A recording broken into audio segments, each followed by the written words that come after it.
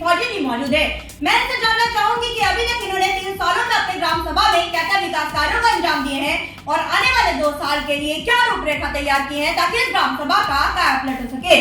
संजय जी, आपका हमारे चैनल में बहुत बहुत स्वागत है। धन्यवाद आपका यहाँ पर आने के लिए। Thank you so much. हम आपकी पूरी टीम को बहुत सारी शुभकामनाएं देते हैं। आपने अभी तक 3 सालों में अपने ग्राम सभा में क्या क्या विकास कार्य करवाए हैं? जी हाँ, 2021 में चुनाव होने के बाद ग्राम सभा में बहुत सारे काम किए गए हैं। पक्की नालियों का निर्माण, कई किलोमीटर की पक्की नालियों का निर्माण किया गया है। कई किलोमीटर के खड़ंजे का निर्माण किया गया है। इंटरलॉकिंग वो भी कई किलोमीटर में है और सीसी रोड का निर्माण किया गया है, वो भी किलोमीटर में ही है। आवास कितने आवंटित हुए हैं? हमारे यहाँ आवास लगभग 190 आवास आए हुए हैं। प्रधानमंत्री आवास, शौचालय लगभग 40 समथिंग शौचालय इस 3 साल के अंतराल में आए हुए हैं। स्वच्छ भारत मिशन में आपकी क्या राय है? स्वच्छ भारत तो स्वस्थ भारत, स्वच्छता को लेकर आप अपने ग्राम सभा में क्या क्या काम करवा रहे हैं? स्वच्छ भारत के तहत हम बहुत सारे कार्य करवाए हैं और जैसे कि हमने यहीं पर जो स्वच्छ भारत मिशन के तहत एक हेल्थ एंड वेलनेस सेंटर बनाया है, वो भी इसी यूज का है। और एक हमारे यहाँ गांव की भाषा में कहते हैं कचरा घर, RRC सेंटर, उसका भी हमने निर्माण करवा रखा है। और उसमें गांव-गांव से घूम करके कचरा एकत्रित करने के लिए एक ई-रिक्शा है। वह गांव में जाकर के कचरे को उठा करके वहां से लेकर के और ले जाकर सुरक्षित स्थान पर जहां RRC सेंटर बना हुआ है उस पर वहां डिस्ट्रॉय करता है, डालता है। आपकी ग्राम सभा में जब सर्वे हुआ, बहुत सी जनता से मुखातिब हुए जिनका कहना था कुछ जगह जैसे नाली की समस्या है, जल निकासी न होने का, नालियों में जल भराव है जिससे मच्छरों का प्रकोप है, इसका निवारण आप कब तक करवा देंगे?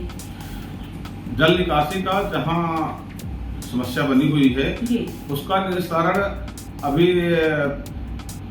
चुनाव के कारण कुछ दिक्कतें थी। लोकसभा चुनाव आया था जी, बिल्कुल बजट नहीं उस टाइम आ रहा था। उसके बाद जैसे ही हमारे शासन के माध्यम से जो भी बजट ग्राम सभा पे मिलेगा उसके माध्यम से नालियों का निस्तारण, जहाँ पे पानी रुका हुआ है, जहाँ नाली नहीं बनी हुई है वहाँ पर नाली बनाई जाएगी, पक्की नाली का निर्माण कराया जाएगा और जल निकासी दूर हो जाएगी, उसकी समस्या दूर की जाएगी। अगर मैं बात करूं आपके यहाँ स्वास्थ्य के बारे में, तो हमारे उप मुख्यमंत्री वीरेश पाठक जी स्वास्थ्य मंत्री हैं, स्वास्थ्य के प्रति काफी जागरूक भी है। माननीय राजा भैया जी भी स्वास्थ्य के लिए निःशुल्क सेवाएं देते हुए आए हैं। डॉक्टर कैलाश चौधरी से भी मेरी बात हुई, जिनका भी कहना था कि स्वास्थ्य को एक नया दिशा देना चाहते हैं और चाहते हैं कि स्वास्थ्य की और बेहतर यहाँ पे प्रणाली हो सके। आपने कोई पैरामीटर तैयार किया है स्वास्थ्य के लिए, आपकी ग्राम सभा में स्वास्थ्य को बेहतर बनाया जाए? जी, अभी लगभग पिछले 3-4 माह पूर्व में एक कोविड सेंटर बनाया गया जी, जो कि हमारे PSC के अंदर ही बना हुआ है। यह भी एक अपने आप में स्वास्थ्य से संबंधित बड़ा अच्छा कार्य रहा है जी। इसके लिए हम सब मिल करके इस कोविड सेंटर को अपनी देखरेख में, अपनी निगरानी में अच्छे तरीके से और गुणवत्तापूर्ण निर्माण हुआ है, बना है। और हमारे यहाँ डॉक्टर की भी टीम रहती है, हमेशा अस्पताल में बने रहते हैं और वह निरंतर जो भी मरीज आते हैं उन मरीजों के साथ अच्छे से उनसे मिलना, उनका देखना, ट्रीटमेंट करना, दवा देना, बड़े अच्छे तरीके से जो है हमारे डॉक्टर भी यहाँ पर सम्मिलित होते हैं, हमारे साथ मिलकर काम करते हैं। क्या बात है। स्वास्थ्य के लिए कोई दिक्कत नहीं है? स्वास्थ्य के लिए कोई दिक्कत नहीं है। हमारे यहाँ स्वास्थ्य के लिए हेल्थ एंड वेलनेस सेंटर पे एक CHO रखी गई थी, सोनाली साहू, लेकिन उसको हमारे CSC के अधीक्षक महोदय ने उसको कहीं और भेज दिया। हमारा यहाँ जो है सेंटर ये खाली पड़ा हुआ है, जो हेल्थ एंड वेलनेस सेंटर के नाम से बिल्डिंग बनी हुई है। अच्छा, ये बताइए कि आपके यहाँ जो कोटेदार और लेखपाल है वो कैसे हैं? आप संतुष्ट हैं? कोटेदार वो अपना काम कर रहा है, जो भी है। और हमारे पास जो शिकायत आती है उसके लिए हम अपने ऊपर बैठे अधिकारियों से बात करते हैं, उनसे बात करके उनका निस्तारण करवाते हैं। जैसे राशन न देना तो उसको राशन दिलवाते हैं कि भाई राशन दो, अगर उसने अंगूठा लगाया हुआ है तो उसको राशन दो। मतलब आप सारे समस्याओं का हल आप कर लेते हैं जी। अच्छा, आपके यहाँ पे अगर मैं बारातघर और शमशान घाट की बात करूँ तो ये भी एक बड़ी समस्या बनी हुई है। जो गरीब तबके के लोग हैं उन्हें शादी ब्याह में बड़ी समस्याएं हो रही है, जो कि हम लोग जब ग्राम सभा में गए तो ये शिकायतें मिली कि एक बारातघर होता तो जो गरीब तबके के लोग हैं, क्योंकि जो गरीब लोग हैं उन्हीं के लिए बड़ी मुश्किलें पैदा होती है, अमीरों के लिए नहीं, क्योंकि उनके पास इतने बड़े जगह भी नहीं होती और ना इतना पैसा होता है। लिखित आवेदन किया था लेकिन अंत्येष्टि स्थल के लिए, जो कि हमारे यहाँ 2 जगह अंत्येष्टि स्थल का जगह छूटा हुआ है ग्राम सभा में। तो एक आवेदन किया था, उस टाइम जो है वो 4 ही आए थे अंत्येष्टि स्थल, तो हमको बताया गया कि आपका बाद में किया जाएगा। अभी किसी और की डिमांड पहले थी, हमने कहा चलिए ठीक है। DPRO साहब ने आश्वासन दिया था कि आपको अंत्येष्टि स्थल मिलेगा, 1 नहीं 2 मिलेंगे। आपके यहाँ ज्यादा जनसंख्या है इसलिए 2 अंत्येष्टि स्थल होना चाहिए। उससे हमारे यहाँ की स्वच्छता बरकरार रहेगी, जो हमारे ले जाकर के गंगा जी के घाट पर जो है मिट्टी को प्रवाहित करते हैं, तो उससे यहाँ से अगर फूल लेकर राख लेकर जाएंगे तो वहाँ कचरा या गंदगी जो है जाना बंद हो जाएगी। और बारात घर के लिए लिखित आवेदन नहीं किया आपने? बारात घर के लिए लिखित आवेदन नहीं किया था इसलिए कि एक हमारे यहाँ बहुत पहले विवाह घर बना था, लेकिन वह जीर्ण शीर्ण मतलब बिल्कुल किसी काम का किसी कंडीशन में नहीं था और वह उपयोग में भी नहीं दिख रहा था। ऐसी जगह बन गया था कि जगह का ना होना। मैं आपको एक बात बताना चाहूंगी, पूरे उत्तर प्रदेश में हम लोग सर्वे कर रहे हैं और बहुत से प्रधानों को ये जानकारी नहीं है कि लिखित आवेदन करना पड़ता है। उनका कहना है कि हम सरकार से मांग करते हैं कि लिखित आवेदन करो। मैंने मंत्री जी से कहा, मैंने फलाना से कहा, लेकिन मैं आपको ये जानकारी देना चाहूंगी कि लिखित आवेदन करना बहुत अनिवार्य है, क्योंकि आप पुराने प्रधानी करते आए हुए तो आपको मुझे लगता है नॉलेज है। लेकिन लिखित आवेदन करके उसकी प्रतिलिपि आप हमें व्हाट्सएप जरूर करिएगा और यहाँ पे भी दीजिएगा।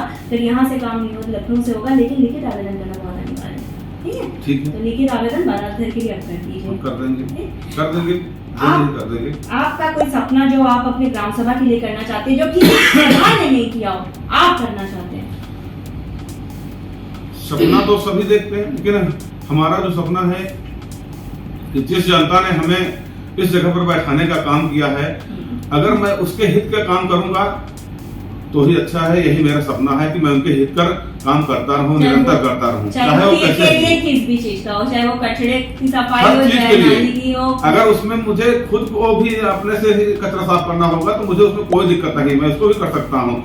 हम अपनी जनता के लिए, हम अपनी जनता के सुख के लिए, उनके तकलीफ के लिए हम कुछ भी कर सकते हैं। हमें ये पहला ऐसे प्रधान मिले जिन्होंने ये बात कही, लेकिन बहुत से प्रधान ऐसे जिनका कहना था कि हम स्टेडियम बनाना चाहते हैं, किसी का आप कोई था सपना, किसी का कोई, लेकिन पहले ऐसे प्रधान आप मिले। मुझे अच्छा लगा जान के कि आप जनता के हित के लिए जो जो जरूरत चीजें हैं वो करना चाहते हैं, कोई एक पर्टिकुलर एक चीज नहीं करना चाहते, जिससे जनता की हर सुविधा उपलब्ध हो सके वो करना चाहते हैं। सरकार के 19 पैरामीटर पर आप काम कर चुके हैं, विद्यालय का कायाकल्प, सचिवालय का निर्माण, सारे काम हो चुके हैं। ठीक है, सरकार से आप क्या मदद चाहते हैं?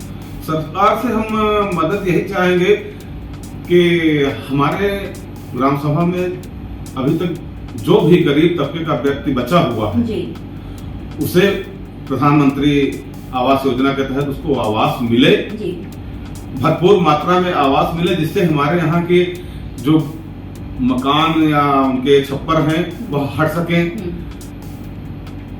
यही हमारी सरकार से दरखास्त है, उनसे अनुरोध है कि सरकार हमारे ग्राम सभा के लिए कुछ अलग से बजट दे, जिससे हम और अच्छे अच्छे काम कर सकें। बहुत अच्छी बात है। हमारे साथ प्रधान प्रतिनिधि जी मौजूद थे, जिनका साफ तौर पे कहना है कि इन्होंने अथक प्रयास किया ताकि इस ग्राम सभा को नंबर 1 ग्राम सभा बनाया जाए। जैसे कि इन्होंने साफ तौर पे कहा, इनका ड्रीम प्रोजेक्ट का सप्ताह इस ग्राम सभा में जो गरीबों की मदद करना, साथ ही साथ ग्राम सभा में हर जनमानस के लिए जो जो सुविधा उनको चाहिए उनको उपलब्ध कराना। कोई एक सपना नहीं, इनका हर एक सपना वो है जो गरीबों के लिए है। जब हम ग्राम सभा में सर्वे किए थे तो बहुत सी जनता हमसे मुखातिब हुए थे, जिनका कहता कुछ जगह नाली की समस्या है, जिस पर हमने आपसे वादा किया था गांव की कहानी प्रधान की जुबानी आप तक ले आएंगे, आप प्रधान की समस्याओं से भी आपको रूबरू कराएंगे ताकि आप इनको वक्त दें। इनके पास अभी भी लगभग 2 साल का वक्त है, जैसे जैसे बजट आएगा अपने ग्राम के विकास के लिए वैसे वैसे काम कराएंगे। और हमें उम्मीद भी है प्रधान प्रतिनिधि जी आप ग्रामवासी की समस्याओं को इसी तरह न केवल सुनिए, उसका निवारण भी करते रहेंगे। जी बिल्कुल। बिल्कुल सही कहा आपने जी। हम उसका निवारण समय रहते ही करते हैं और करते रहेंगे। अब देखने वाली बात ये होगी कि इस ग्राम सभा को हम एक आदर्श ग्राम सभा के रूप में लखनऊ ले जाते हैं। वीडियो जर्नलिस्ट संदीप प्रताप सिंह के साथ मैं कोनिका दास, आई न्यूज़ उत्तर प्रदेश, लखनऊ।